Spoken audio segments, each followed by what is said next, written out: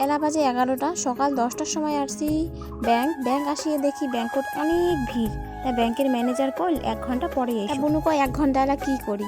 হাসপাতালের পাশ পাকে ছোট দোলনা আছে, 2খান চেয়ার আছে, একটা বট গাছ আছে, সেই সুন্দর ভিউজটা, অনেক স্মৃতি আছে ওটি। তা ভাবলাম যে শালবাড়ি তো আসছি, চল বুনু খানিক পার্ক যাই, ঘুরি বের আর কি। আমার ছোট মোটো স্বপ্নের পার্ক, অনেক স্মৃতি জড়িয়ে আছে। অনেক দিনকার কথা, আগত মুই মনে হয়তো 11-এ পড়ম, সেলাই পার্কটা বানাইছে।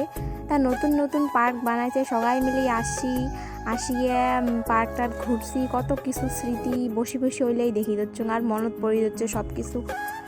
মানে দিনটা কি হয়ে গেল, আগত যারা ছোট ছিল সেলা ভাবছি যে বড় হইলে বা কত কিছু ভালো, কত বা শান্তি।